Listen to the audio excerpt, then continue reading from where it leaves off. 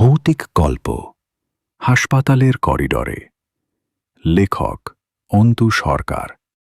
নান আগমন। সন্ধ্যা ৬টা বাজে। শহরের উপকণ্ঠে পুরনো আলোর নিশান হাসপাতাল। নাম শুনলেই অনেকের গায়ে কাঁটা দেয়।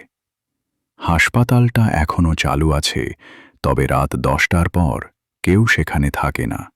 না রোগী, না ডাক্তার, না নার্স। ডাক্তার তমাল সরকার সদ্য এই হাসপাতালে নিয়োগ পেয়েছেন।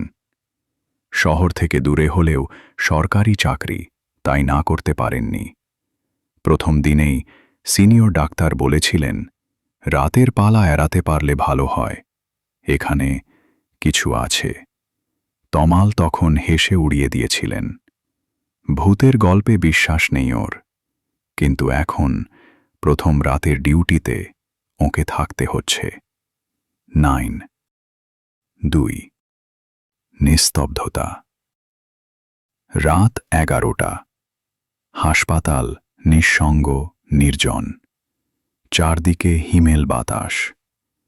হাসপাতালের 3 তলা ভবনের নিচতলায় ইমার্জেন্সি ইউনিট, 2য় তলায় ওয়ার্ড, আর 3য় তলায় পুরনো সার্জারি বিভাগ, যা এখন বন্ধ।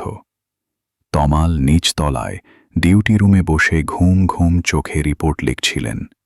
হঠাৎ ফোন বেজে উঠল। ডাক্তারবাবু, 2 নম্বর ওয়ার্ডে এক রোগী খিঁচুনি করছে। তমাল তড়িঘড়ি করে ওয়ার্ডে পৌঁছালেন।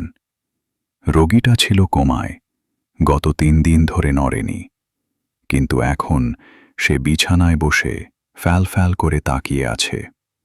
শরীর কাঁপছে, চোখে অস্বাভাবিক লাল আভা। নার্স বলল, উনি তো নড়তেই পারতেন না, কিভাবে বসে পড়লেন? তমাল এগিয়ে গিয়ে রোগীকে ছুঁতেই তার শরীরটা বরফ ঠান্ডা। হঠাৎ রোগী ফিসফিস করে বলল, ডাক্তারবাবু, উপরে যেও না।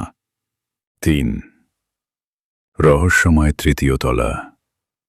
ডিউটি শেষ করার পরও তমালের মাথায় ঘুরপাক খাচ্ছে রোগীর কথাগুলো।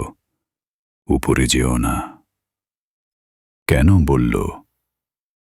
জিজ্ঞেস করে জানলেন, 3য় তলার সার্জারি বিভাগ বন্ধ হয়েছে 5 বছর আগে। একটা ভয়াবহ অগ্নিকাণ্ডে 4 জন রোগী ও 1 সার্জন মারা যান। তারপর থেকেই মাঝে মাঝে উপরের করিডোরে হেঁটে বেড়ানো শব্দ, হাসির আওয়াজ, আলো জ্বলে ওঠা, এসব শোনা যায়, তবে কেউ সাহস করে যায় না। তমাল ভাবলেন, ভূত বলে কিছু নেই, ওগুলো কল্পনা। একটা টর্চ নিয়ে ছাদে উঠে যাওয়ার সিদ্ধান্ত নিলেন। 4 করিডোর। 3য় তলায় পা রাখতেই বাতাস কেমন ভারী হয়ে উঠল।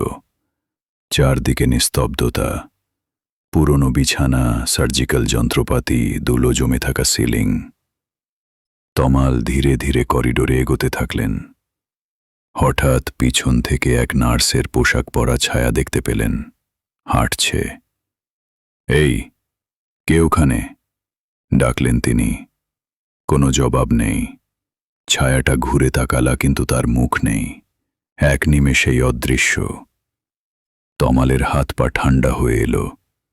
তিনি দৌড়ে নিচে নামতে গিয়েই দেখতে পেলেন লিফট বন্ধ, সিঁড়ি অবরুদ্ধ, তার ফেরার রাস্তা নেই। 5 অস্ত্রোপচারের টেবিল। হঠাৎ এক অপারেশন থিয়েটারের দরজা খুলে গেল নিজে নিজেই। ভেতর থেকে মৃদু আলো আসছে। তমাল সাহস করে ভেতরে ঢুকলেন। দেখলেন, পুরনো অস্ত্রোপচারের টেবিলের ওপর কারো শরীর পড়ে আছে। কাছে যেতেই মৃতদেহ চোখ খুলে চিৎকার করল, আমরা বাঁচতে চেয়েছিলাম ডাক্তার, তুই ক্যান্সেল করলি অস্ত্রোপচার, আমরাই এখন এই হাসপাতালের প্রাণ।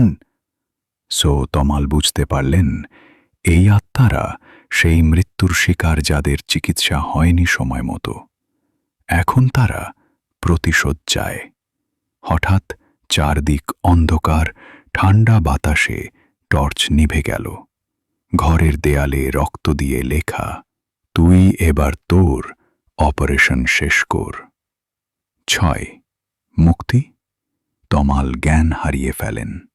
ভোরবেলা সিকিউরিটি গার্ডরা তাকে তৃতীয় তলার করিডোরে অচেতন অবস্থায় পান। তার শরীর জুড়ে আঁচড়ের দাগ, মুখে অজানা আতঙ্ক। ছুটি নিয়ে তিনি সেই হাসপাতাল ছেড়ে দেন, আর কখনো হাসপাতালেই ফিরে যাননি। আজও কেউ রাত 12টার পর আলোর নিশান হাসপাতালের তৃতীয় তলায় যায় না। মাঝে মধ্যে করিডোরে দেখা যায় সাদা অ্যাপ্রন পরা এক ডাক্তার, যার চোখ লাল এবং যিনি বারবার বলে, অপারেশন শেষ হয়নি।